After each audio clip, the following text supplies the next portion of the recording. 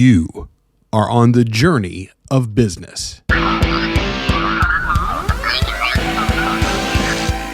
entrepreneur and innovator who spent a lifetime of advising from behind the scenes, building businesses through word of mouth and referrals. Now Mike Wolf is ready to share these strategies and business outlook with you. You're here. You're ready for the journey of business with Mike Wolf. What is up, everybody? I am Mike Wolf. Welcome back to the Journey of Business. My guest today is an entrepreneur, an international public speaker, and is turning the real estate market upside down with his creative blueprint on social media. Welcome, Kyle Draper, to the show. Mike, what's up, bro? Thank you How's it for going, having brother? me, man. It's an honor to be here. International, that's a big intro, but I'm we'll see if just can saying, live up to this. If it wasn't true, tell me something different. No, it's true, but it just, it is what it is. We already said it, so we can't go back. That's fair. I can't take it back now. It's too late.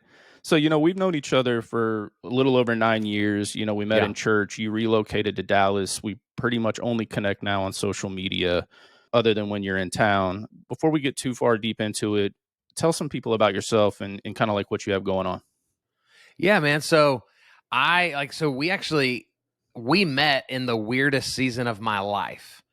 Because I had spent, prior to moving to Oklahoma City, where you and I met, we lived in Dallas, Texas, or DFW. I'd been a youth pastor for almost 9 years, and my wife and I finally were just like, we need a change. We feel like God's calling us to do something different, and so we quit church ministry. We move up to Oklahoma City, and dude, I don't have a clue what I'm doing, and we start a roofing company. And so I'm learning how to do sales. I'm learning how to do marketing. I'm learning how to do video. Then I start a company building websites for realtors. And long story short, man, that all of that has you met me at the very beginning of this journey. Yeah, for sure. It's been 9 years going now. And God's kind of moved me into where I get to travel and speak. I work mainly with realtors and lenders now and teaching them how to leverage social media. But more than that, how to leverage and see value in who they are.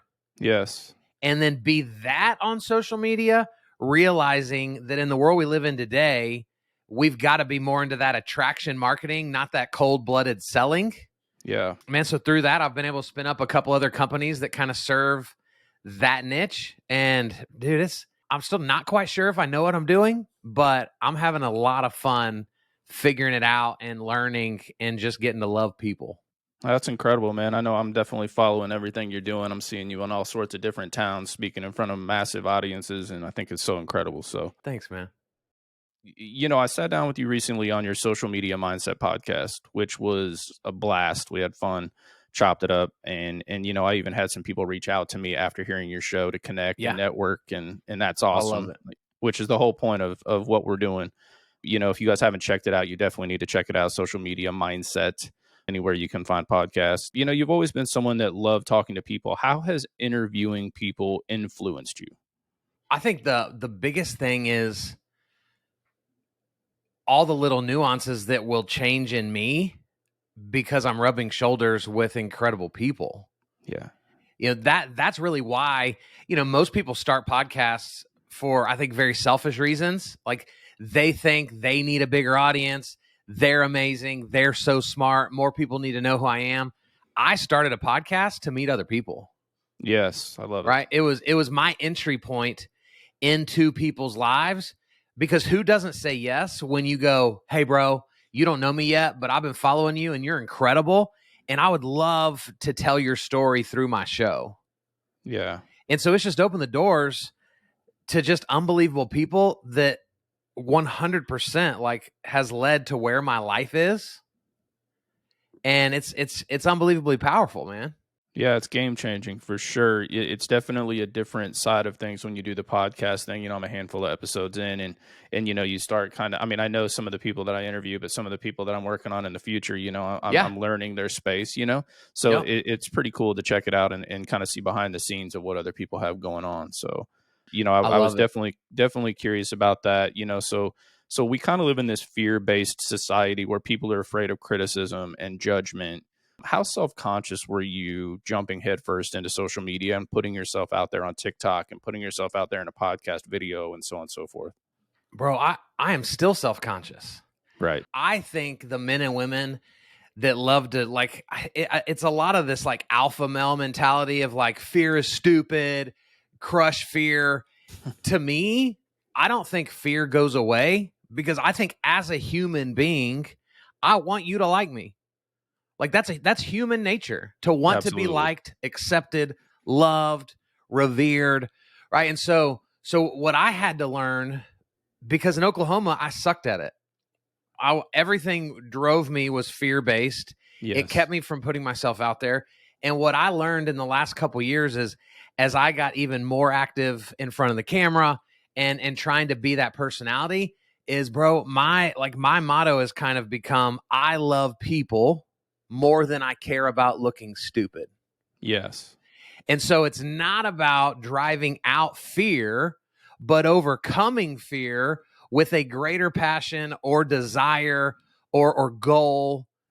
And when we rise above, then in spite of the fear still being there, I'm able to do things that maybe otherwise I wouldn't have. So that's really how I see it. Yeah, it's such an interesting thing because, it's the most uncomfortable feeling. I know you and I talked about this on your show, jumping headfirst into something. I don't know how to do anything other than be all in. Yeah. That's just the way I was raised. And so, diving headfirst into a TikTok video and people have no idea when they're trying to do it for business that, this isn't a personal thing. This is, you're out there trying to add value and provide something to someone. And so it's such an interesting perspective, a social experiment per se, to go out there and put yourself on the line for sure. Well, and if we can kind of break this down even deeper for a sec, so when I look at the landscape of people succeeding on social, I see people like you that you just don't know any other way than to keep moving forward. Failure is not an option. I'm going to fail momentarily, but I'm not going to stay there. Right. Yes. And so there's people like you that are just like, I don't have a clue what I'm doing. And so let's just kind of fill this out, look stupid. But I know that through the stupidity, through the fear, through the failure, I'm going to get where I want to go. Right. Then there's people that they grew up in such a harsh reality that like they've been through real stuff. So when we sit on here and talk about like being on camera is really scary, they're like, dude, you don't even know scary. Yeah. Like, let me tell you my life story. And those people typically end up doing a really good job because this is nothing compared to the real life stuff they've dealt with. And then there's that other group of people that maybe they've never really had to fight for much. They've spent most of their life running away from pain and avoiding conflict. And so now they're met with this digital adversity and they just don't know what to do with it. Yeah. And therefore they do nothing. You have to kind of know who you are, because I think there's different tactics around each one of those to helping you be successful in this new digital landscape. Absolutely.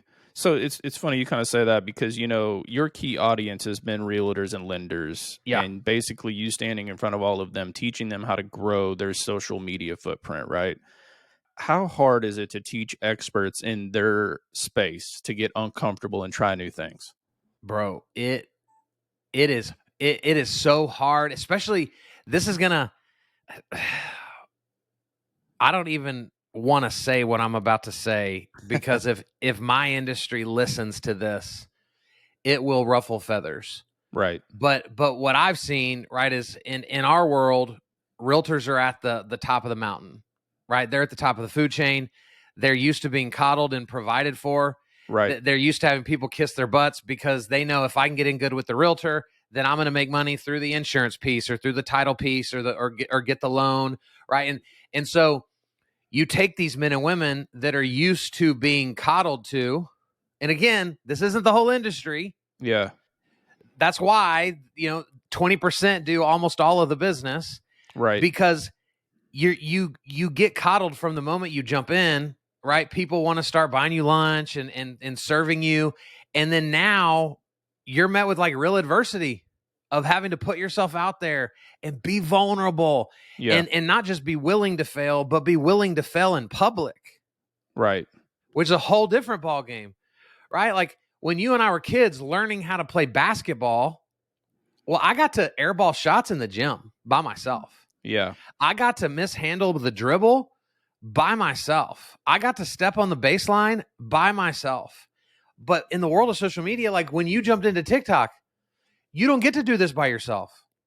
Right. Right?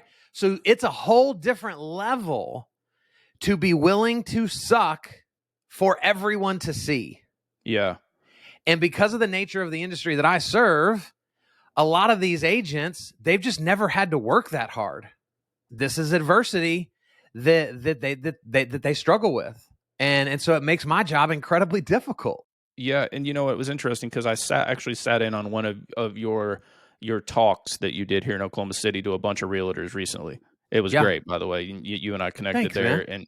And it was interesting because some of the top realtors in Oklahoma City were sitting in that room asking questions that seemed so easy from an outsider's perspective that they didn't understand. Hey, I'm selling millions and millions and millions of dollars worth of real estate, but the only social media they were doing was essentially getting on there going, hey, sold another house. Well, that's not a value add, right? Right. And it was very interesting to hear the questions as they were asking them, as if they were so vulnerable that they did not understand that landscape at all. What, bro, 100%. But we're all guilty of this, right? I don't want this to Absolutely. feel like a we hate realtors segment, because Absolutely. I'm in the same boat. Just this morning, like I did my 12th workout of January already. Okay. I don't think I worked out 12 times last year. Okay. And so for a decade, right, it's so easy to go, well, I mean, like, I want to lose weight, I want to get healthy, but like, I just don't really know what to do. I'm not sure like which diet to follow. I'm not sure which weight plan to use. And all of that is just excuses to keep me from putting in the work. Yeah. I know how to lose weight, right? Like I know, like eat less pizza and eat a salad, right? Like it's not rocket science, but we will use questions to keep us from taking action. Yeah. And so in the same way, that's how it is for me. People that struggle with social media, they've got the same 6 to 8 questions that they just keep on rotation. It's like, oh, well, I'm going to start, but like, I just wasn't sure, like, Mike, what tripod do you have? Right. Oh, I see that mic. Like, I don't have that mic, so I didn't want to start yet because I wanted to make sure I had that mic first. So, they're just defense mechanisms. Sure. To keep us from having to be uncomfortable. It is uncomfortable. You know what? You and I did talk about this on your show. I mean, like, it's really hard to put yourself out there and not face the fear. Because, I mean, it is a real thing. And, you can sit there and retake and retake and retake. It's the perfect picture. It's the perfect whatever. Well, bro, there's no magic answer. This morning, I woke up with a big pimple above my eyebrow. Right. I woke up with a little pimple on the bridge of my nose. And I'm like, gosh, dang it. I got to be on 2 podcasts today. And like that pimple couldn't have waited till Saturday. Right. It had to have. And then, Lana being a sweet wife, she's like, do you want to put some concealer on it? And part of me is like, yes. But then the other part of me wants to go, no. Like that goes against what I coach in just showing up as you are. Yeah. And so you don't even notice it. But all I see when I look at myself right now is that big old red spot on my forehead above my eyebrow, the redness in my nose because I was messing. But you don't, right? So I think this is a powerful moment for people listening to this, is the way we see ourselves never matches up with the way others see us. Absolutely. Because you're too busy worried about your own issues to have time to mess with mine. That's really good, man. I'm telling you, there's power in that statement for sure, because I don't think that just, relates to social media. Let's just call it what it is. I know you're involved in a couple of different things. I want to talk about content compounding, your company, and kind of what all you do for your clients for content compounding. Gary V, most people know who Gary V is now at this point in America. And he, years ago, right, he was telling people, guys, you should be posting like 1,000 times a day. You should be posting 40 times a day on every platform. Yeah. You should and so he was really the first to talk about how he would just record long periods of time. And then his team would go back to the lab and go take a cab ride and go do. And then boom, a 45-minute cab ride turned into 50 different short videos for social media. Yes. Right? He was really the first person to kind of start doing that mainstream. And so as he started doing that more and more, as that became more relevant, we started what we call content compounding. And it is where you record long-form video content, right? Well, what is long-form content? I would say it starts being 3 to 10 minutes in length, roughly. Long form is also a podcast, right? So we have clients that have podcasts. So they send us the 45-minute podcast, and then we're going to chop that up into short video content for Reels and TikTok and YouTube Shorts and wherever else you want to be present on social media. And the power of it is it's designed to be educational in nature.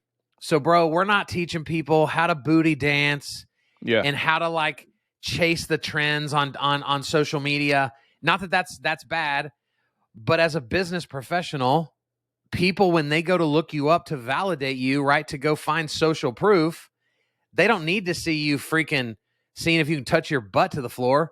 Right. They need to see you speaking about your industry, telling a story about success.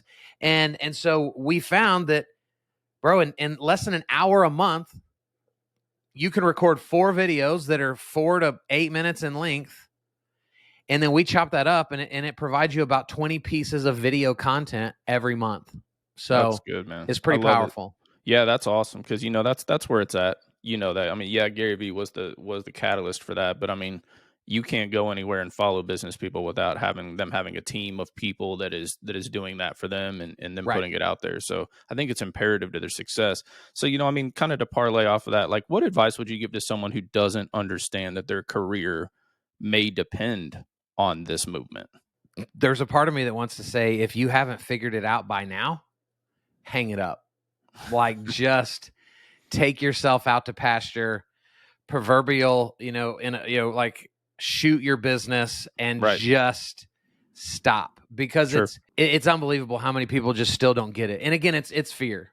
It's not. So I really don't think there's people that don't get it. I just think they refuse to acknowledge it, because to acknowledge it would mean they need to change something. Yes. So they just remain with their head in the sand as if they don't see it going on. But my advice would be, look at how you decide the decisions you make with other businesses and other people. That's good. Everybody right now that's not doing video for themselves, not doing social media very well, they're probably also like, they are using social to go validate others. They're using Yelp to decide where to go eat dinner tomorrow. Like, no one in their right mind is just cold turkey picking up the phone and calling somebody because so-and-so said that they're great. We just have too easy of access to data at this point. Yeah. And so if somebody can show me that I truly live my life and I don't use social to validate others, I don't use, technology to look up the places we go and where we spend our money, then I'd say, great, like, keep living in that bubble. Yeah. But if you are using that for your benefit, other people are using that to validate you. And it doesn't matter now how many people say Mike Wolf's incredible, Kyle Draper's incredible. Our history, like all your success that you've had in your industry, none of that matters now if when new people look you up and you look like a ghost. Right. And should it be that way, right? Like, we can argue how stupid that is and how unfair that is. And man, I've worked really hard to have this reputation, and it's just not fair that the guy that sucks, that has 100 Google reviews, gets more business than the guy that loves Jesus and is super honest and full of integrity. Blah, blah, blah, blah, blah. Like, we can go on and on. But it doesn't change the fact that it is reality. And we now live in a world where your perception of me is more powerful than the truth about me. That is so good, man. It's such a huge factor in what people don't understand. And you did say it, it's the Google mentality, right? I mean, it's essentially somebody being able to look you up and know everything about you publicly, not personally. And I think that that's where it becomes a little bit of a slippery slope. Like you said, people buy Google reviews, people buy those kind of things, but at the same time, like, I'm taking advice from people I know on where to go eat or Yeah. what to do based on that experience that they had in that place. So like you said, I think it's so powerful to get people to understand the importance of it. 100%, bro. For sure, man. So, and I know you're getting ready to launch Academy 18. I'm pretty sure it's launching now at this We point. did. We launched it Friday. That's incredible, man. So, like, what is Academy 18 and how are you launching that to the masses? Yeah. So thank you for asking that question. What is Academy 18? So Academy 18 is a coaching, leadership, accountability program for realtors and lenders.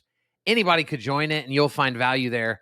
But what we've done with this, right, is my motto has kind of been like, anybody can coach you on how to do social media. Anybody can coach a realtor on how to do real estate well, but it takes a special group of people to teach you to make it about the heart and not just about the dollars. Yes. And so Academy 18 was really birthed out of, I'd always heard people say the most important distance traveled is the 18 inches from your head to your heart. Yes. Which is Academy 18, right? That's what the 18 is. And so our goal with these men and women that come into our community is that we don't just want to teach you how to use social media. We don't just want to teach you how to do real estate better. We want to help you internalize this so that your job becomes a mission. Right. Right? That your job becomes a passion to serve people, to make the community around you better, to be able to give back more. And so that is really the heart of what we're doing. And Mike, the way we're doing it is we do live weekly training every week. We have, I think right now, we already have over 130 videos inside of our coaching platform. Right. That's done for, like you go at your own speed coursework. And then we'll be doing mini courses every month. We'll be dropping new content. We're bringing on industry leaders to coach our people live. It's going to turn into regional events and national events.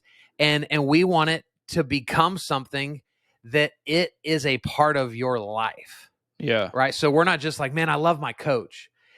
We want people to rock Academy 18 gear, hats, shirts, koozies, Yetis, whatever, because they say, man, I signed up for this on a whim because I just wanted to sell 2 million more in listings than I did last year. Yeah. And I had no idea that this program would also, beyond that, would reveal the lack of dad that I had been, would reveal the room I had to grow as a husband.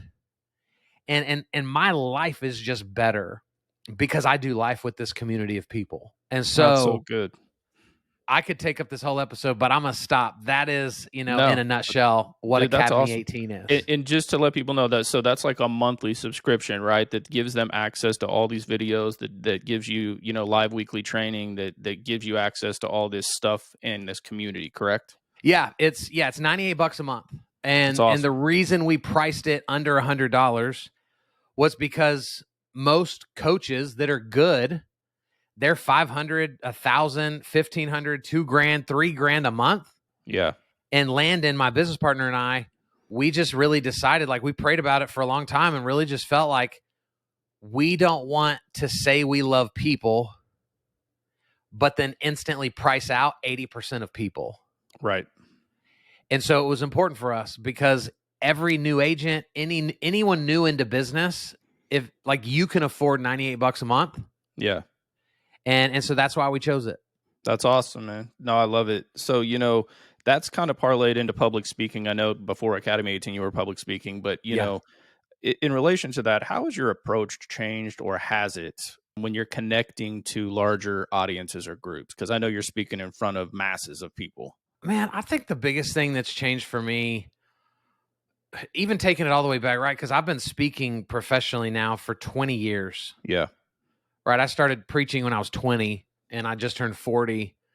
And I think for me, like, it's the authority that I speak with now, because I'm not just like the guy that's like, hey, everyone, like, I've got a good idea.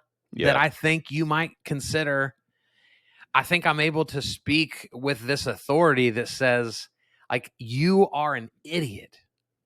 If you don't figure this out, you are an idiot. Yeah. And I say it because I love you.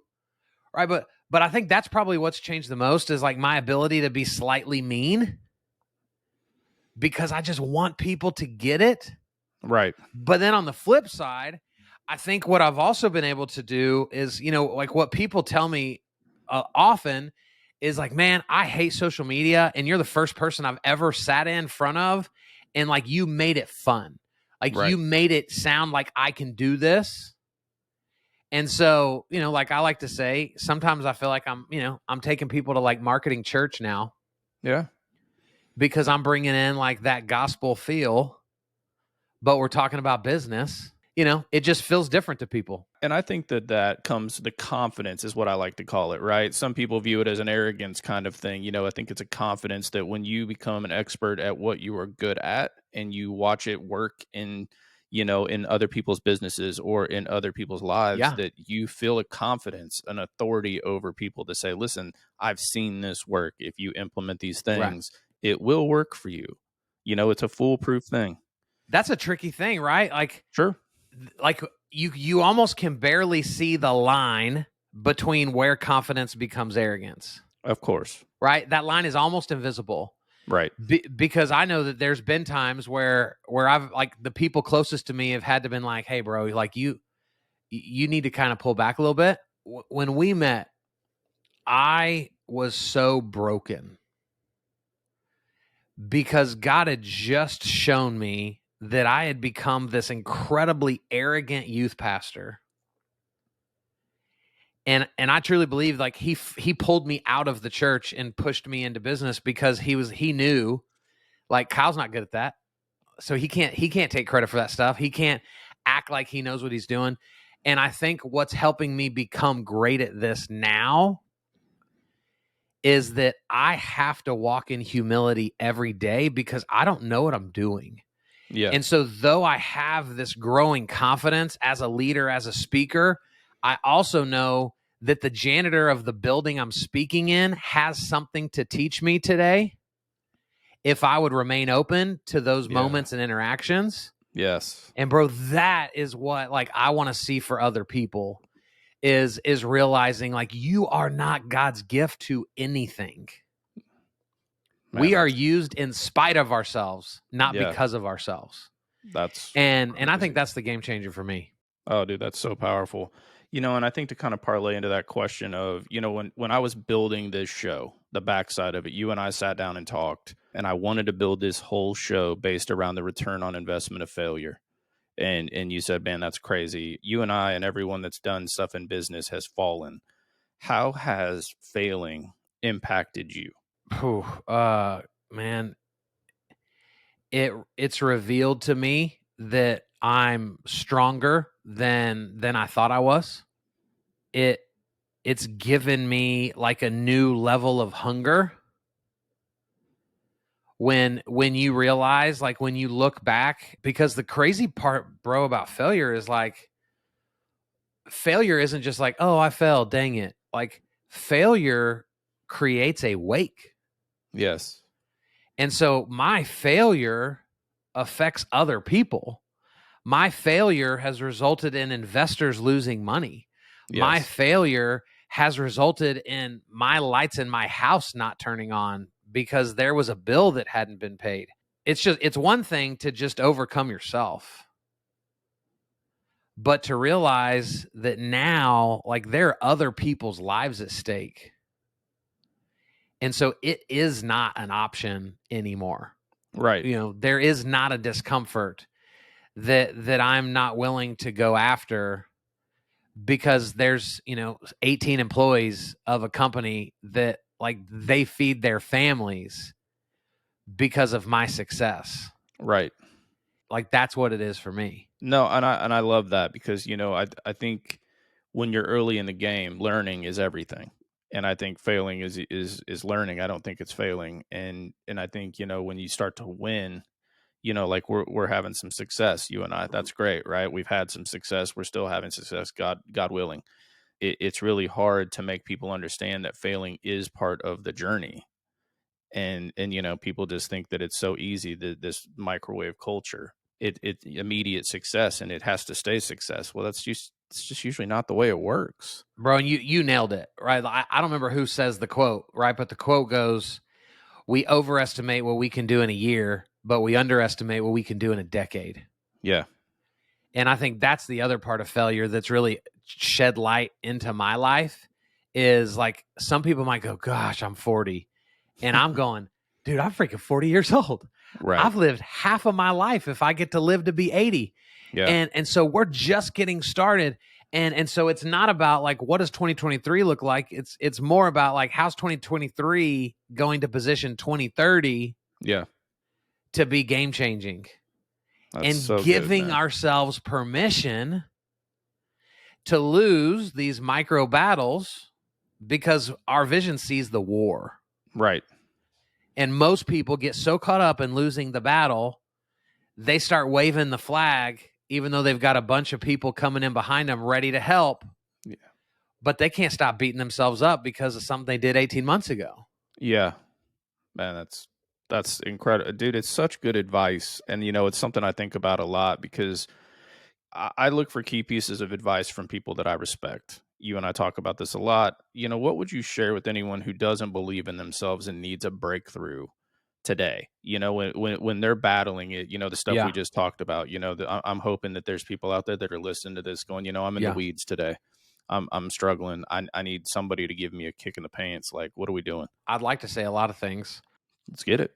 I think the first thing that I would say is, somebody out there needs your story, right? That when I was a young youth pastor, and I don't even know if this is biblical, but I told kids that it was. But I used to tell kids that were struggling, battling addiction, their parents getting divorced, they lost a friend to a drunk driver, and I remember sitting in my office with these kids going, hey, you know what I believe? I believe that God allows certain people to go through certain things because he knows they're strong enough to make it through, and they're going to then be able to turn around and lend a hand to those that may not be as strong as them. Yeah. And I just always thought that was really great advice, right? Right.